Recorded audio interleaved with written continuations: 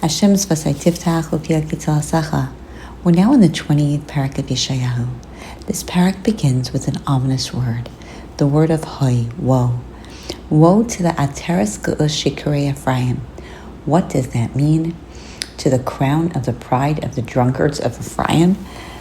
So here where I've highlighted the things that the Shvatim, the 10 Shvatim, before they went in or upon going into Galus, we know that Ephraim represents the Shvatim, the 10 tribes that perhaps started from the opportunity that who was from Ephraim is Yerovam ben Nevat, and they are wearing crowns. They're haughty, they're ostentatious. They care more about their wine and their pleasures and the Gashmias, and they don't care about what HaKadosh Baruch Hu wants, which is to keep the Torah and to cling to Him and to put value in Him.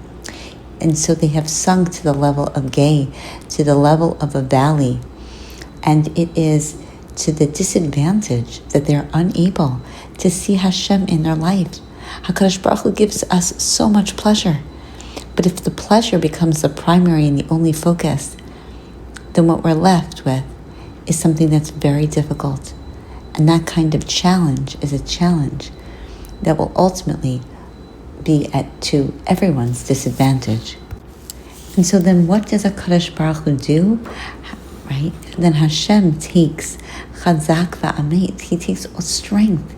And what does He do? He brings a downpour of hail, a storm of destruction and flooding water, and He puts that on the land, la'aretz biyad, with His hand. HaKadosh Baruch Hu fine-tunes the difficulties that we have in our life, and it is as though He's giving to us, or He gives it in this case to the Shvatim, with His hand, meaning He's doing it purposefully. He doesn't want to destroy, He doesn't want to hurt. And why? All of these images Yeshayahu is using, because these are farming people. And so if you use the image of the powerful flood and the Karen that gets dried up, or the Karen that is overflowed, then that's what people can understand. We know that very clearly, that out of all of the things that were made and that were brought with in the Midbar, the chatzrotzros, the trumpets, had to be made new. You couldn't take the old trumpets and use them later. And the question is, why not? What's wrong with just keep the trumpets? And the answer is because the trumpets were like the call to the people. And those trumpets have to be fine-tuned to every generation and every situation. And so here too, Yeshayahu is fine-tuning the exact musar to these people with the hope that they can hear the language. And so we have this idea that with its feet, they're going to be trampled. All these drunkards of Ephraim, who's going to come? Usher's going to come and wipe them out and take them into Galus. And why? Because of what they did. Because they... when Usher comes, or when the enemy comes, it's going to be very, very clear that, of course, they're going to take it. As soon as they see it, they're going to swallow it. Because why wouldn't they? HaKadosh Baruch Hu gave Bnei Israel everything. We're the chosen nation. And so, of course, everyone is going to want to take a piece of us. That's obvious. That makes sense. That, perhaps, the Goyim themselves are not even held accountable for that.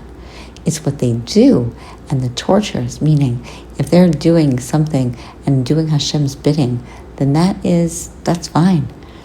However, there was no one who told Hitler to do the horrible things that he did. No one told Paro to throw the babies into the Nile. Those things went lamala more than possibly one could conceive. And so for that, of course, they're going to be held responsible. But in essence, of course they're going to eat it. Of course, as soon as Usher has a chance, of course they're going to take the Bnei Israel, because it's an easy, desirable nation to take.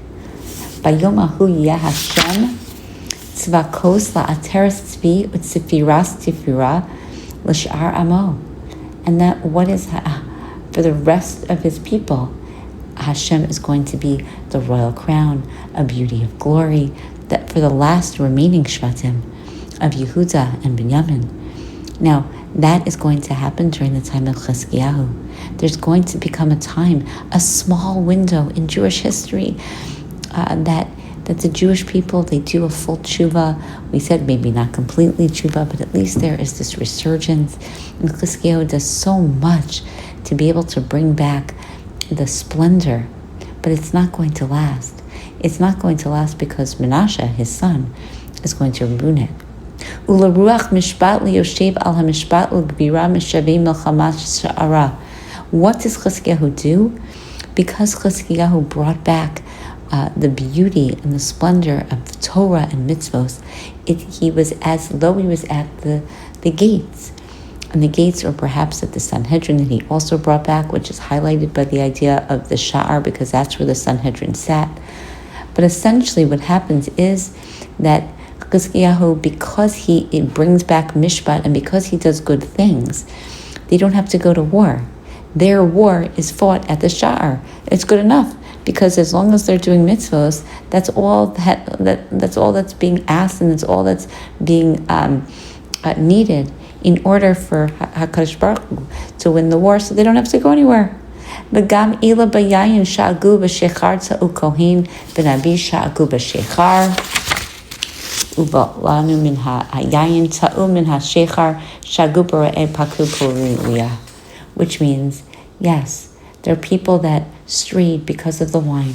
Because in every generation, it is very clear, that there are that not only did they stray, but the people that were in charge of them also strayed. They also felt they were compelled. To some generations it's going to be wine. To other generations it's going to be,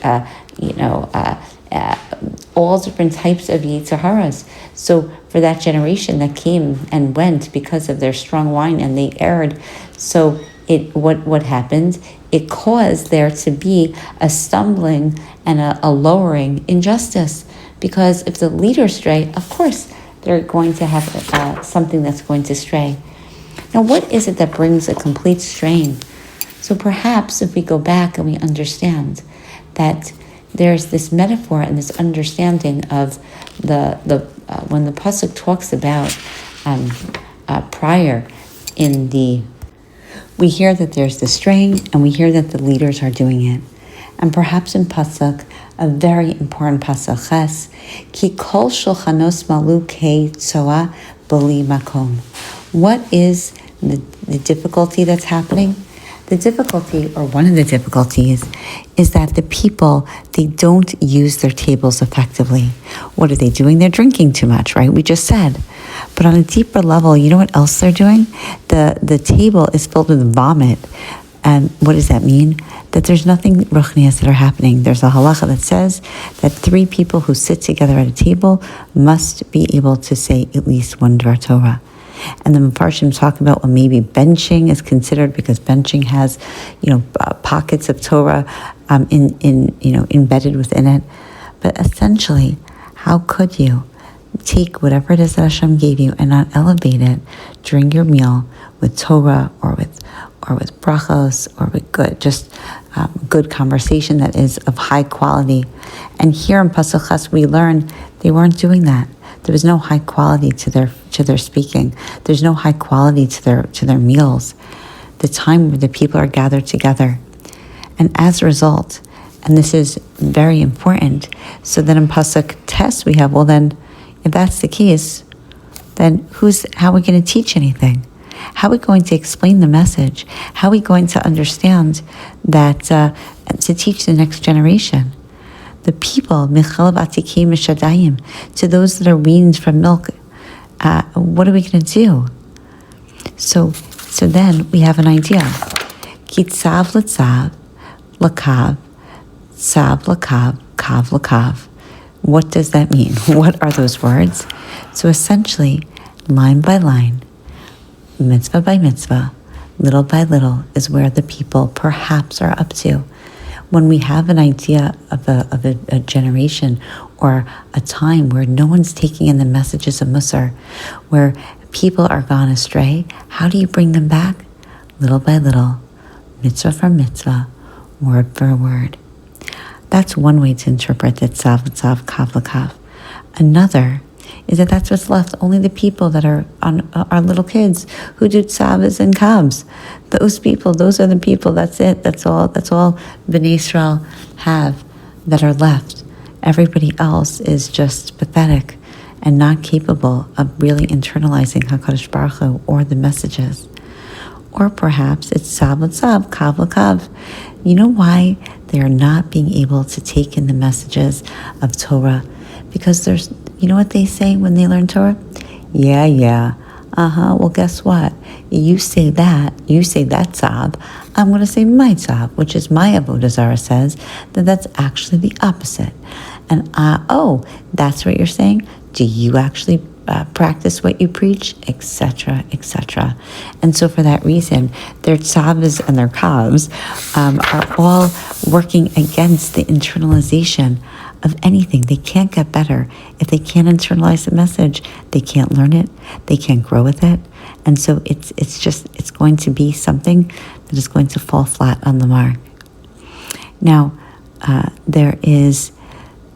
Hashem says that what I need from you is to do tzedek, mishpat, chesed, and emes, and then everything that's the kingpin of our society. But instead, they don't do that.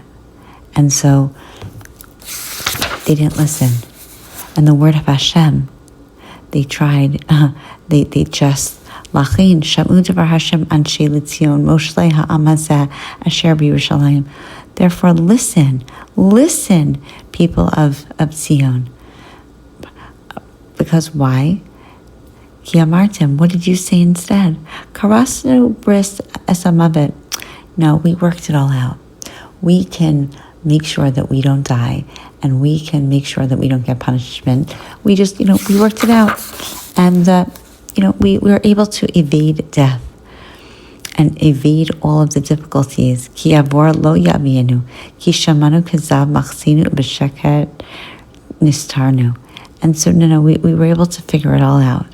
And so we don't have to hide ourselves. We don't have to do anything different. And so they didn't. And when they don't do anything different, so what does Hashem say? It doesn't work that way, right? Besamti mishpat lakav utstakal mash kalas b'ya'ab barad machzeh kazav u'besetir mayim ishtafu. And so HaKadosh Baruch Hu in this world, He has a line that He uses, and the tools that and the plummet, and those two tools are what builds up everything, and those two tools are really that of chesed and emes, and mishpat. So what you have is those are the kingpins. That's what creates this world, and you can't nullify based on your own really bad ideas. That doesn't work, and so you can't evade death, and it's going to come, or punishment comes. Why?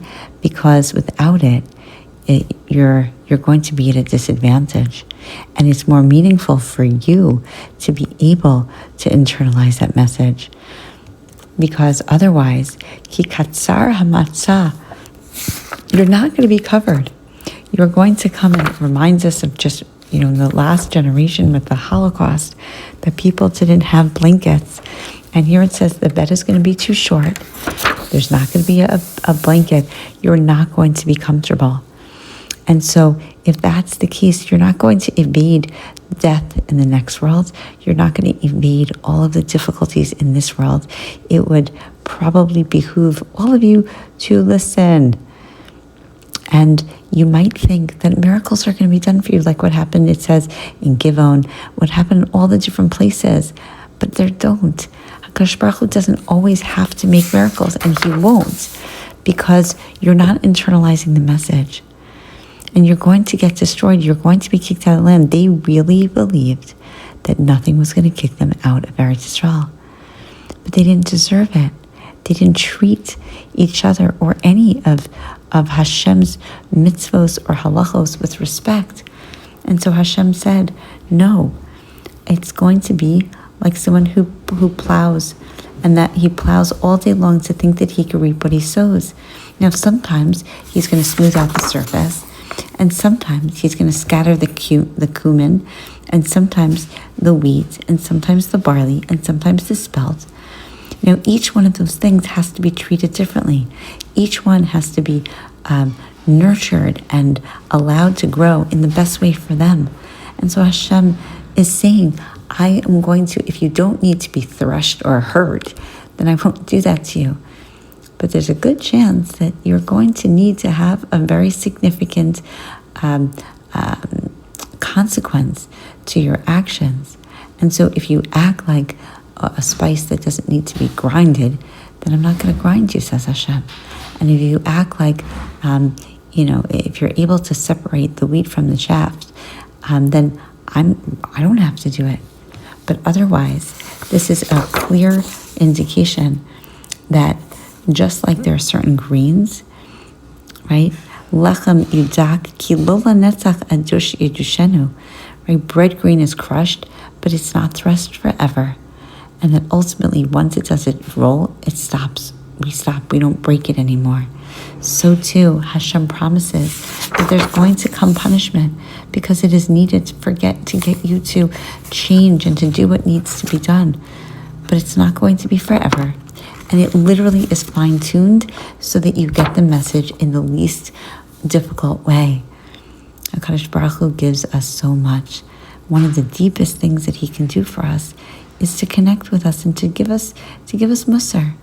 But when he does it in such a loving way, based on exactly what we did wrong, not based on our mood, because that's a human thing, not based on anything else, but wow, in this moment, in this way, what is it that you are doing? What is it that you need to be able to be successful? And are you trying your very hardest to take the lesson of what you just messed up and grow from it and be better from it? And when that happens, then we turn into something that is a teshuya, something that is great and great wisdom. Otherwise, what happens is that we didn't take the lesson. We think that we can evade death. We think that money is the most important thing. We think that everyone should just live on the pleasure principle, that pleasure is what really does it in life. And all of those things, Yeshayahu is warning. Now, he warns the people in those days. He warns what's going to happen with Ashur. He reminds of what happens with Chizkiyahu. But at the end of the day, that is a small sliver of the message that we have to be taking. That message of put your priorities in order. Make sure that what happens at your table stays in a beautiful way. Always know that there's no room. There's absolutely no room for Hashem to be sharing the floor with anybody in anything but a most respectful way. And remember, when Hashem comes down and he punishes, he does biyad. He does with his own individual hands in his own individual way. And when he punishes, as we know at the end of the Perek, he also does it in an individualized way. And he does always the least amount of pain for the maximum amount of recourse.